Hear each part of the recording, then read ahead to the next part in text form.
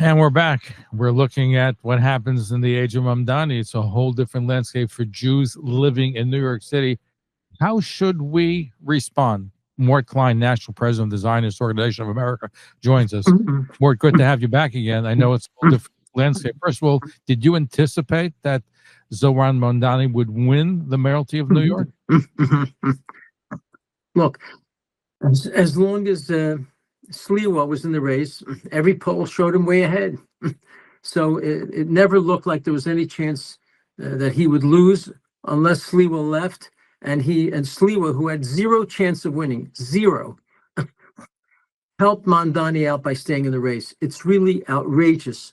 I mean, is Sliwa hostile to Jews? Why would he do this? Well, how is it to his benefit? No. So yes, it looked all along that he was going to win. The polls showed overwhelming support for him, but he only got 50% of the vote. Half the people of New York did not vote for him, despite the fact that he spent tens of millions of dollars on this campaign. So it's deeply troubling that 2 decades after 9/11, when 19 Muslims destroyed 2 major buildings in New York and murdered 3,000 people, including many Jews, that New York would elect a radical, extremist, anti-Semitic, hateful Muslim. And the issue is his position, not that he's a Muslim, but he's openly anti-Israel. He's campaigned on that, and people voted for him because he's anti-Israel. But something isn't talked enough about. What enabled him to win was the demographics have changed. Obama and Biden, their intentional open border policy to bring Democrats into America, brought almost 1 million Muslims into New York. 10 years ago, there was less than 100,000 Muslims in New York. Now there's almost 1 million. Without that changed demographic, and without the fact that large numbers of conservative citizens of Israel left New York, who would have voted against him, the demographics have changed, and that's why he was able to win. We have to understand that. This is one of the most heinous policies, this bringing in people, unvetted people, many of whom are criminals. And I really have to attack Hayas as playing a role here. Hayas, which used to be the Hebrew Immigrant Aid Society, changed their name Hayas because the majority of the people they help are Muslims. Muslims they've helped bring them into America. And I'm not saying this as somebody who's anti-Muslim. I'm anti-Jew hatred. And the polls all show that 75 to 95% of Muslims hate Jews. That's why I'm against Muslims coming to America. And Hayas helped in this program. They're a disgrace to the Jewish people. But you're not talking about illegal immigrants. You're talking about legal immigrants to New York. That's legal Muslims who hate Jews. This is ADL's own polls show that the overwhelming, almost unanimous number of people in the Muslim world have enormous enmity toward Jews in Israel. They're taught this from the age one, from the beginning of their life, and that's why a guy like Mamdani can win. And of course, it was shocking that 15 to 35% of the Jews voted for him. There's different polls. We don't know what the real number is, but even 15%. Why wasn't it less than 5%? How can any Jew vote for somebody who hates Jews openly, who refused to say, I will not condemn the phrase that calls for the murder of every Jew? I won't condemn that phrase, globalist intifada. I won't support Israel as a Jewish state. I won't do it. By the way, this is news. A document was just intercepted by a news agency, which shows a whole plan by Mamdani to be fighting and attacking Israel. They want to take all city funds from any Israel bonds. They want to withdraw city money from any banks with Israel ties. They want to end contracts with companies that are connected to Israel. They want to ban any Israeli products in the so-called city-run groceries. They don't want any Israeli products. They want to investigate real estate agents for what they claim are illegal sales in Judea and Samaria. They want to remove nonprofit status from charities that raise funds for the IDF. They want to dismantle the New York City's Israel Economic Council and terminate New York Police Department cooperation with Israeli police and military. And they want to arrest Israeli officials and soldiers for for war crimes if they come to New York. This is heinous. This is the most vicious Jew-hating document I've seen in America outside of some fringe neo-Nazi group. This guy's the mayor of a city which have over 1 million Jews, and look at the document. And by the way, is this something that's important for New York City? What is he doing? Why is he doing this? He should be helping the city be a better place, not doing something to hurt Jews in the Jewish state. It's very frightening. And by the way, we shouldn't be surprised. His mother has been known as a vicious Jew hater who has not allowed her movies, she's a movie maker, to be filmed in Israel. She won't allow them there. So she's been boycotting Israel on her own. And his father, who teaches at Columbia, also has made vicious anti-Israel statements. This is where he comes from. Well, his mother, by the way, is funded by Qatar and by George Soros. And his father also got money from North Korea for some of his research. And in his book in 2020, where he talks about the fact that America learned that Nazis learned how to kill Jews from America because they were involved in genocide. He dedicated his book to his son, the Shia revolutionary. His wife is well known being anti-Israel on Instagram. You can find it. So I didn't know that. Yes. So he's in that complete atmosphere of anti-Israelism. Even though Mort, he's trying to make a wedge and saying he's not anti-Jewish, he's anti-Israel. Them anti-Semitism, but he'll attack Israel. He's trying to make that distinction, which, by the way, the right's trying to do the same thing too. That's a new form of anti-Semitism. Let me tell you something. If you are anti-Italy, do you think you might dislike Italians? If you're anti-Spain, do you think you might dislike Spanish people? If you're anti the Jewish state, you hate Jews. It's ridiculous. Of course he hates Jews. And by the way, he sponsored legislation to not allow charity being given to United Hatzalah, who saves Jewish lives. What does that have to do with Israel? They're saving Jewish lives from terrorism. And he's authored legislation to try and stop that. He didn't succeed, but he's attempted to stop it. And he started the BDS movement at his university and Students for Justice in Palestine. He founded that at Bowdoin University in Maine. He's done everything in his life to attack Jews. And by the way, when he was a rapper, he praised and his love for the Holy Land Foundation 5 in the rap song, praising them. And they were convicted of funneling $12 million to Hamas years ago. And he writes a song praising them. This is a very bad and evil man. I don't care how big his smile is. He's an evil man with a big smile. Well, he was a settlement. He actually sponsored Free Palestine rallies, which I believe was funded by taxpayers. It was when he was in office, which bears looking into. Wow. So he certainly, let's put it this way, he's honest. We know exactly who he is from the get-go. He didn't hide it. He didn't camouflage it. How could Jerry Nadler, Congressman Nadler, a Jew from the Upper West Side, who went to Crown Heights Yeshiva, whose family is Orthodox, publicly supporting him, praising him, taking him to synagogues to speak and saying he's a good man. You don't have to worry about him. Jerry Nadler. Well, you have, like you said, between 15 and 30% of Jews that support Mamdani, and it's an outrage.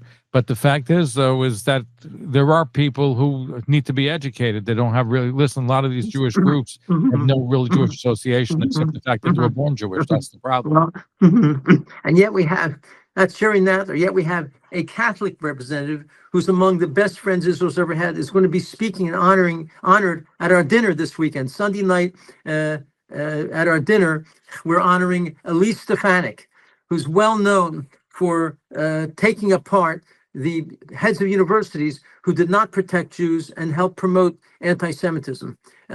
She's a great woman. She's not Jewish, and she's going to be at our dinner, along with the ambassador from Israel to the U.S., Ambassador Yechiel Leiter, Ambassador Danny Danone to the UN, Israel to the UN, and the great Leo Terrell, the head of fighting anti-Semitism under Trump, are all going to be honored at our dinner. By the way, there's a few tickets left. If anyone's interested, they can call my office, if I may say, the 212-481-1500, 212-481-1500. This is an incredible night. And by the way, Yechiel Leiter, the ambassador from Israel to the U.S., is the greatest orator I've ever heard.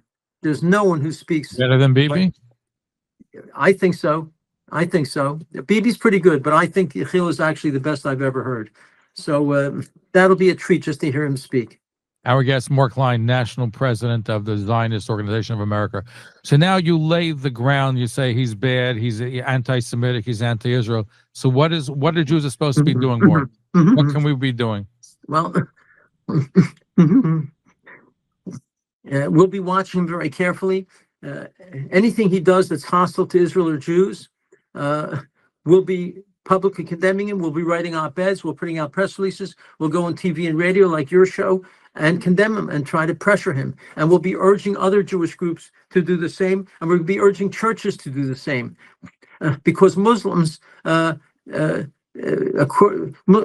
these radical Muslims not only hate Jews, they hate Christians. The Koran teaches them to hate any non-Muslims. So we're going to make that clear to the non-Muslim community in New York to join us to condemn him and point out anything he's doing to put pressure on him and expose him. And we'll also be talking, and we're already talking to people at the New York Post, New York Times, to make sure we're monitoring that they should be exposing any problems he's causing for the Jewish community. The Jewish community is almost 15% of New York City's population, almost 15%. It's a very important constituency. So that's what we're doing. And of course, to help us do it better, I hope that people will consider joining ZOA or go to our website, ZOA.org, ZOA.org. You'll learn about all the things that we're doing with respect to this guy. What do you make of the fact that the ADL says they're also going to be monitoring him? Yes. Well, ADL, we have not been happy with their weak stands they've had against terrorism and against Jew hatred and against Islamic anti-Semitism. So I hope they'll help with this. But in the past, they have been a disappointment in fighting for Jewish people and for the Jewish state of Israel. What other recourse do we have if he's going to try to limit companies, or with Israel bonds? They're going to try to stop buying Israel bonds and punish companies that do business with Israel. Is there any legal response that the ZOA or any other groups can be doing? We're going to be lobbying city council members and urging them to not support this. This has to go through city council. We're going to be urging city council members. Unfortunately, they're quite left-wing in New York, but we're going to try our best with them and with members of Congress to speak out. If people speak out in condemning him, if he's doing these heinous things toward Jews, it'll make it much harder for him trying to get it done.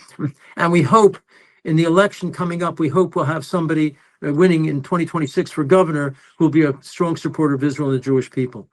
What about making alliances? As you pointed out, New York is a changing place. I think it's you have over 1 million Muslims. You have, I think, 16% is Chinese. New York has changed. Should we be making alliances with different groups? You are quite right. Of course, we should make alliances. We've tried. It's not so easy. Some of these groups, the Asian people have been hostile to Israel. They believed that we meet with their leaders, and they believe the lies of genocide, that Israel's committing genocide. What a lie. It is the Arabs and Hamas that's trying to commit genocide against the Jews. They believe the lies that we stole Arab land. They're trying to steal Jewish land. They believe the lies about famine, that Israel is starving the Arabs, a complete and utter incredible lie. So it's very hard because the media has not pushed back and exposed these lies. They simply reported, that this Arab says there's genocide, and also they keep hearing in the rallies, genocide, genocide, genocide, and it starts to sink in. Goebbels said if you repeat a lie often enough, it'll be believed even if it's completely false. Yes, but we're trying to make alliances with non-Jews in the community to help us. Important. Now, we had a tremendous amount of Jewish unity, Mort, before the election. You had about almost, 1,200 rabbis sign a letter that protesting Mamdani. We had about 75,000 Jews registered to vote. What can we do? We have to keep that unity going. Too little, too late, Zev. 2 weeks before the election? Where were they 2 months ago? Why weren't they doing something 2 months ago? And look, I'm glad they did it, but they did this when lots of the votes had already come in with the mailing ballots. And who was leading this? Somebody who wasn't very fervent. In fact, his name, I forget his name, from one of the big synagogues, Cosgrove. Rabbi Cosgrove came out from the Park Avenue Synagogue just the other week. Elliot Cosgrove. Let me tell you about Elliot Cosgrove. People asked him to invite me to come and speak at a synagogue. He said, "I'm not inviting Mort Klein until I meet him. You got to look. I don't charge. There's no money here." He comes to my office. This is a few months ago. He said, "People want you to speak. I want to talk to you." And he becomes upset when I tell him I oppose the Palestinian state. He says to me, "I will let you speak at my synagogue if you publicly write an article supporting a Palestinian state." He said, "Otherwise, I won't let you speak there." This is Elliot Cosgrove. I am required to support a Palestinian state, even though the Prime Minister of Israel opposes it, 75% of the Israelis oppose it, and this is the demand he makes. I'll tell you, that demand, the Arabs are thrilled with that demand, right? Hamas and Hezbollah are thrilled with that demand.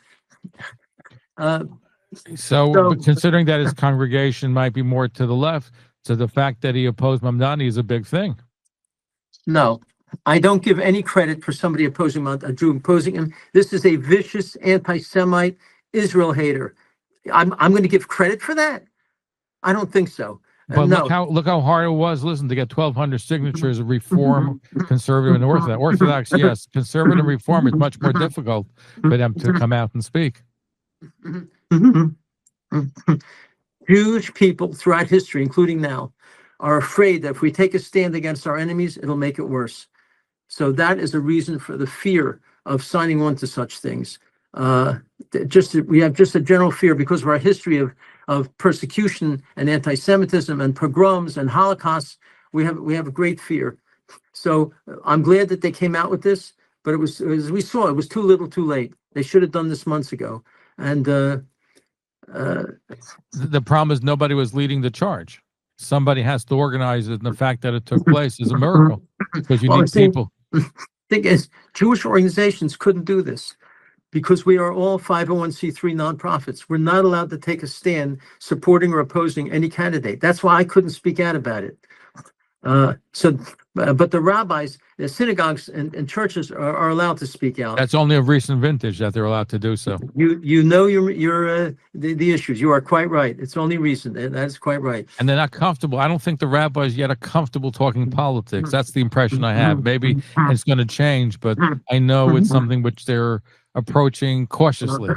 How can you be uncomfortable opposing a rabid Jew-hating Israel basher? Don't get me wrong. I have no problem speaking out. I have, but I'm saying a lot of the rabbis from non-Orthodox synagogues might be reticent to speak out. But I think that's changing, hopefully. Well, we shall see. This was the time when you had this was a black and white issue. This guy was a monster. And we should have had, you said 1,200. There's 3,500 rabbis in the country. So they only got a third. Well, what's the start? Because that's amazing they even got this much. Now, let me ask this. Will you be going to the Mamdani Hanukkah party? I'm sure he's going to have a Hanukkah party, but no Israeli Day parade. He's publicly said he will not march in the Israeli Day parade. There's no question he won't have a Hanukkah party. Oh, I think he will. I think he's making a distinction more between Jewish and Israel. I believe he will have a Hanukkah party, Jewish heritage, but no Israeli Day parade. And you will not see me eating any Hanukkah food at his party. Okay, I'm just. That's my prediction that he's trying to drive that wedge. Maybe you're right. And on the right, we'll find listen, Marjorie Taylor Greene also the same thing. She says, "I like Jews, but I don't like Bibi Netanyahu. I don't like what Israel's doing." You're seeing that it's a new trend of anti-Semitism where they're trying to differentiate between Israel and Jews. You can't do it, but they're trying to. This is the new wave. Well, you have to tell them if you oppose Italy as a state, you obviously hate Italians. If you oppose Mexican, it shouldn't be a Mexican state. Obviously, you hate Mexicans. And if you oppose the Jewish state, obviously you hate Jews. There's no distinctions. To oppose the Jewish state is opposing Jews. Oh, I agree, but I'm just saying. By the way, these people who are condemning Israel, do they condemn the Palestinian Authority? They condemn Saudi Arabia, Iran, Qatar. They don't condemn any of these vicious dictatorships, human rights abusers. They don't say a word. Look at Hamas. Hamas is killing their own people once Israel pulled out. Does anybody say that they're killing innocent Palestinians? Nobody says that. That's the proof that it's anti-Semitism. That when you only attack, the only country in the world you publicly attack is Israel, when other countries are true human rights abusers, and you say nothing, you're pointing the finger at Israel because it's filled with Jews. Absolutely correct. Anyway, Mort Klein, National President of the Zionist Organization of America, thank you for joining us. It's great to be with you. Thank you for having these important programs, informing the Jewish people of what's really going on. Very important, the work that you do, Zev. Thank you. Also, we got to keep that pressure up. We got to keep us united, and we shouldn't rest our laurels now the election day is over. We got to continue to be unified and to work together. The fight has only just begun.